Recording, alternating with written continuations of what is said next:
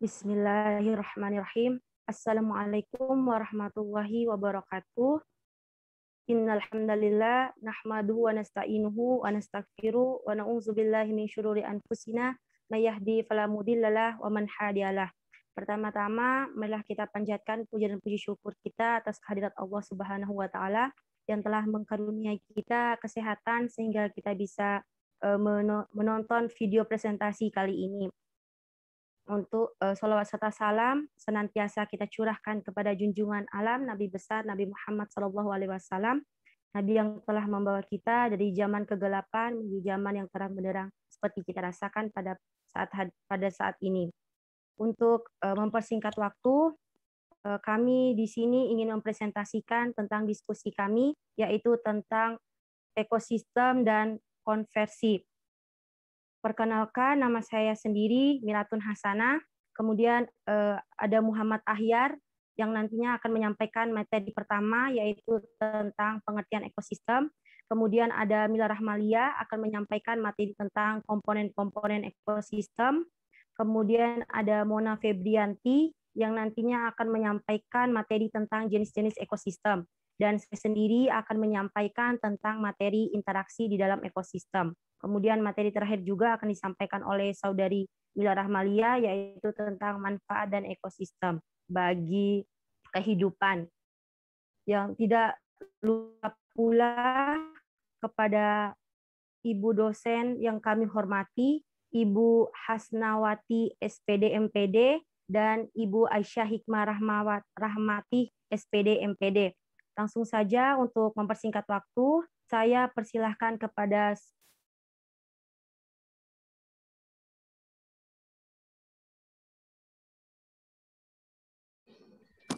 Baik, terima kasih moderator. Pada kesempatan ini saya akan menjelaskan tentang pengertian ekosistem. Dijelaskan dalam buku Geografi Jelajah Bumi dan Alam Semesta, karya Hartono, bahwa ekosistem adalah hubungan timbal balik antara manusia dan lingkungannya, di mana manusia merupakan bagian integral dari ekosistem tempat hidupnya. Lalu, sedangkan menurut Undang-Undang Nomor 23 Tahun 1997 tentang pengelolaan lingkungan hidup, ekosistem merupakan tatanan unsur lingkungan hidup yang merupakan kesatuan untuk menyeluruh dan saling mengaruhi dalam bentuk keseimbangan, stabilitas, dan produktivitas lingkungan hidup.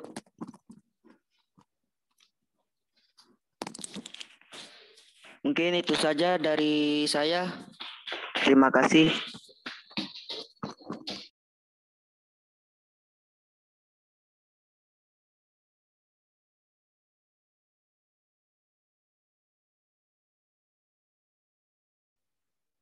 Baik, materi selanjutnya akan disampaikan oleh saudari Mila Rahmalia, yaitu tentang komponen-komponen ekosistem. Kepada saudari kami silakan.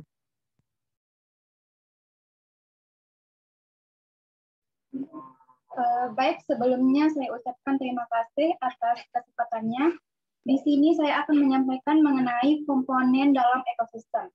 Komponen dalam ekosistem itu dibagi menjadi dua, yaitu yang pertama adalah komponen biotik. Komponen biotik adalah komponen yang terdiri atas makhluk hidup. Berdasarkan peran dan fungsinya, komponen biotik dibagi menjadi tiga. Yang pertama adalah produsen. Produsen di sini adalah makhluk-makhluk hidup yang mampu mengubah zat anorganik menjadi zat organik. Proses tersebut hanya bisa dilakukan oleh tumbuhan yang berklorofil dengan cara fotosintesis. Contoh produsen di sini adalah alga, lumut, dan tumbuhan hijau. Kemudian yang kedua adalah konsumen. Konsumen di sini berarti pemakai, yaitu organisme yang tidak dapat menyusun zat makanan sendiri, tetapi memakai atau menggunakan zat makanan yang dibuat oleh organisme lain. Contohnya adalah tumbuhan konsumen di sini seperti tali putri dan bunga bangkai. Yang ketiga adalah dekomposer. Dekomposer yang merupakan organisme yang menguraikan bahan organik yang berasal dari organisme mati. Contohnya adalah dekomposer. Dekomposer di sini adalah bakteri dan jamur. Kemudian yang kedua adalah komponen abiotik. Komponen abiotik adalah komponen tidak hidup yang mendukung serta menjaga keseimbangan suatu ekosistem. Komponen abiotik merupakan penyusun ekosistem yang menjadi substrat dan media yang menunjang keberlangsungan makhluk hidup.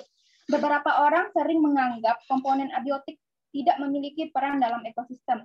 Nyatanya, komponen abiotik memiliki peran yang sama dengan komponen lainnya.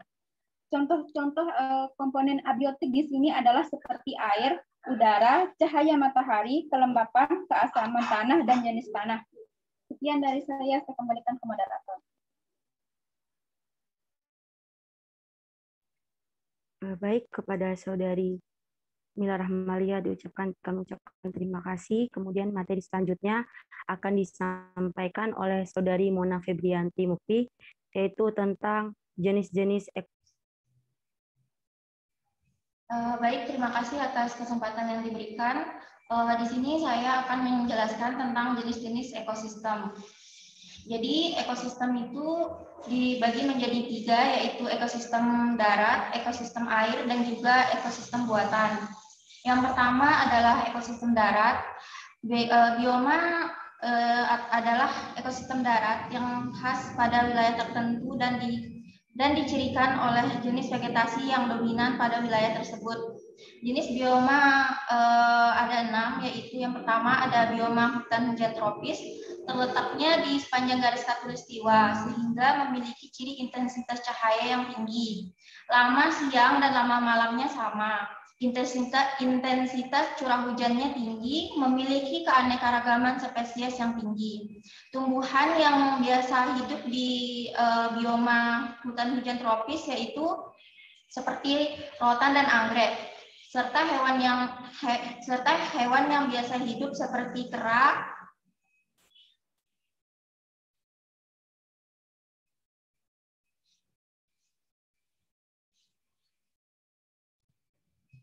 burung, badak, dan harimau berada pada bioma hutan hujan tropis.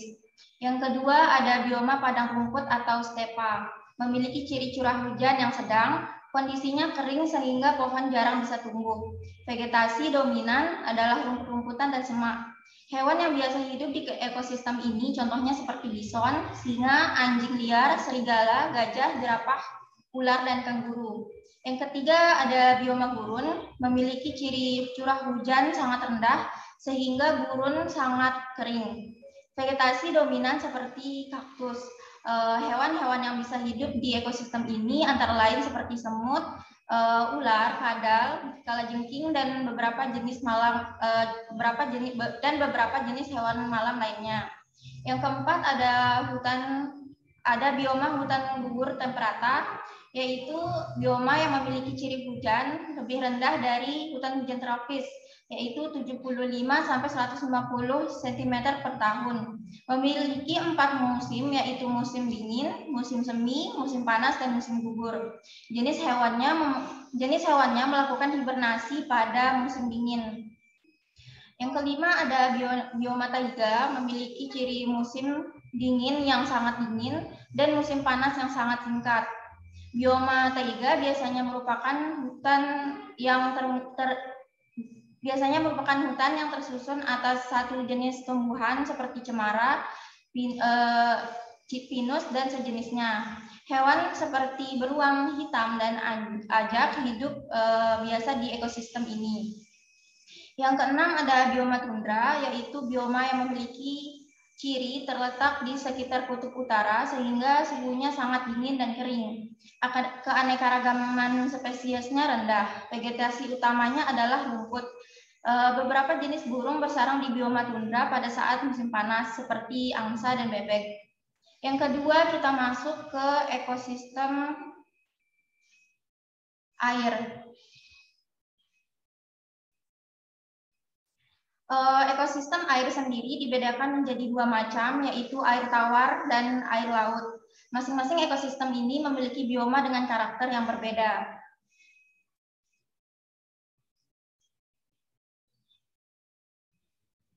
Yang pertama ada air tawar, merupakan perairan yang memiliki konsentrasi garam yang rendah atau kurang dari 1%. Bioma air tawar meliputi danau, sungai, dan rawa-rawa. Danau atau kolam merupakan perairan tawar yang memiliki luasan tertentu. Sementara sungai adalah badan air yang mengalir dari hulu ke hilir. Kemudian rawa-rawa sendiri merupakan genangan air yang mendukung kehidupan tanaman-tanaman air. Pada ekosistem air tawar, tanaman yang paling banyak hidup adalah ganggang.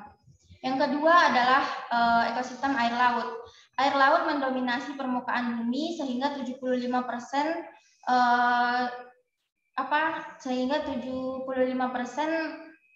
permukaan bumi diliputi oleh air. Sumber air yang ada di bumi adalah 97% berasal dari laut. Bioma air laut terdiri dari lautan dan estuari. Lautan adalah ekosistem terbesar yang ada pada keanekaragaman hayati yang tinggi. Pada ekosistem air laut terdapat juga beberapa hewan kecil dan tumbuhan alga yang dapat membuat makanannya sendiri seperti contohnya fitoplankton. Bioma estuari merupakan perairan payau yang terbentuk akibat percampuran air laut dan air tawar. Yang terakhir adalah ekosistem buatan, yaitu ekosistem yang diciptakan oleh manusia untuk memenuhi kebutuhan hidupnya. Contohnya seperti sawah, waduk, tambak, perkebunan kopi, dan lainnya. Mungkin sekian yang bisa saya jelaskan. Untuk selanjutnya saya kembalikan ke moderator.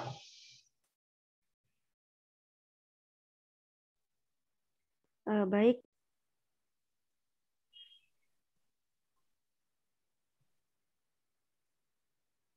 Baik, materi selanjutnya akan disampaikan oleh saya sendiri, yaitu tentang interaksi yang ada di dalam ekosistem. Yang pertama ada netral. Netral, jika makhluk hidup berinteraksi tetapi tidak mengganggu satu sama lain, maka interaksi yang terjadi adalah netral. Mereka hanya hidup di dalam ekosistem yang sama, namun tidak ada persaingan atau saling memangsa satu sama lain. Contohnya seperti anak kucing dan burung hantu. Dalam hidupnya atau hidup bersama, interaksi mereka hanya akan bermain selayaknya anak. Jadi tidak ada yang saling memangsa atau melakukan persaingan di dalam sistem tersebut. Kemudian yang kedua yaitu ada predasi. Predasi adalah interaksi antara mangsa dan pemangsa dalam sebuah ekosistem. Pemangsa dan mangsa dalam sebuah ekosistem. Contohnya adalah adanya singa sebagai predator dan zebra predator. Singa berfungsi untuk mengontrol populasi zebra agar tidak terlalu banyak, sehingga zebra tidak mengalami ledakan populasi dan mengganggu jalannya ekosistem. Kemudian ada simbiosis. Simbiosis adalah interaksi antara dua makhluk hidup berbeda spesies yang saling berhubungan. Dalam hubungan ini ada 3 bentuk interaksi. Ada yang menguntungkan satu sama lain, menguntungkan satu pihak, dan yang merugikan pihak lainnya, serta menguntungkan satu pihak tetapi pihak lain tidak dirugikan.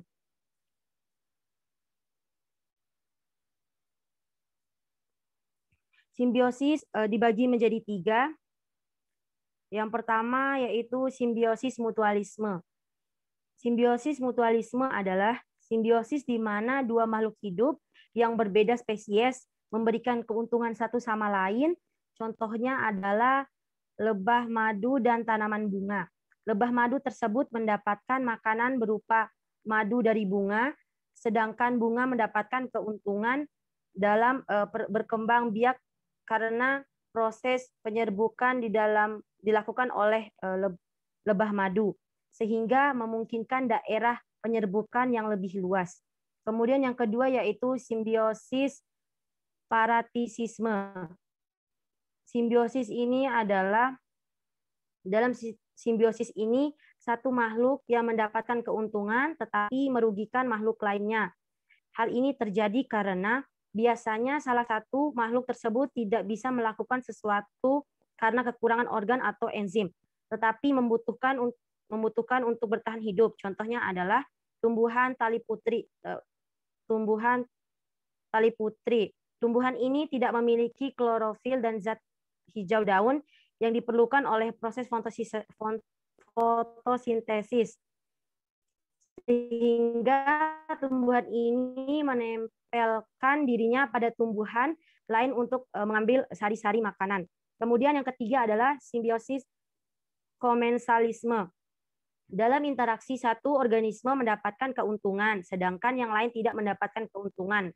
Contohnya adalah anemone laut dengan ikan badut. Ikan badut memiliki zat yang melapisi tubuhnya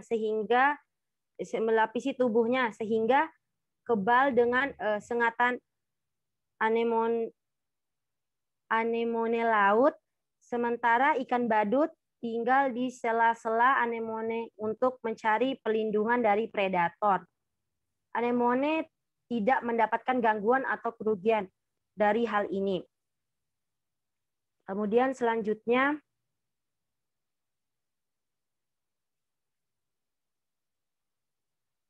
ada antibiosis. Antibiosis adalah interaksi antara makhluk hidup di mana makhluk hidup yang satu menghambat pertumbuhan makhluk hidup lainnya. Contohnya adalah jamur Penicillium. Jamur ini menghambat pertumbuhan beberapa jenis bakteri sehingga tidak bisa berkembang biak di sekitarnya. Jamur ini digunakan oleh manusia sebagai obat antibiotik dengan nama penisilin. Kemudian materi selanjutnya akan disampaikan oleh Saudari Mila Rahmalia, yaitu tentang manfaat ekosistem bagi kehidupan. Kepada Saudari dipersilahkan.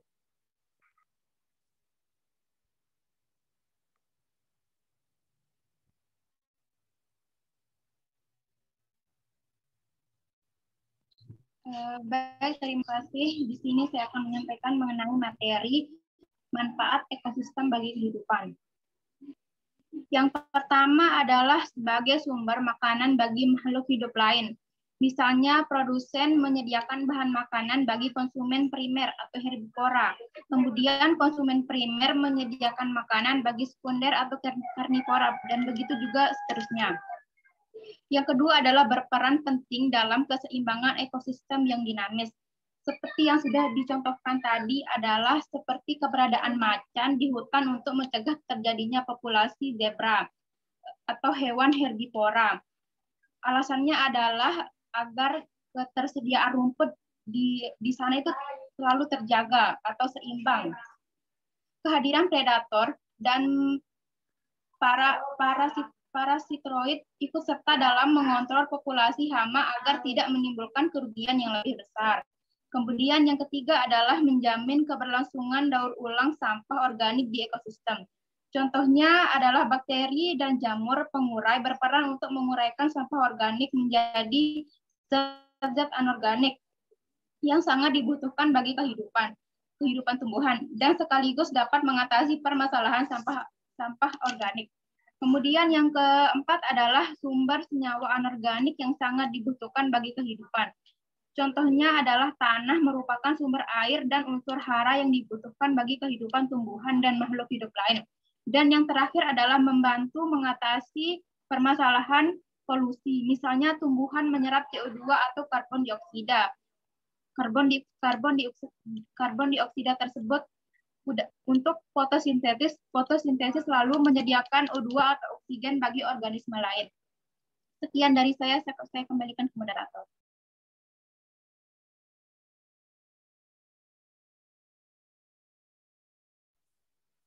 Baik, kepada Saudari Mila Rahmalia diucapkan terima kasih. Itulah penyampaian materi dari kami. Lebih dan kurangnya kami mohon maaf. Wabillahi taufiq wal hidayah. Wassalamualaikum warahmatullahi wabarakatuh.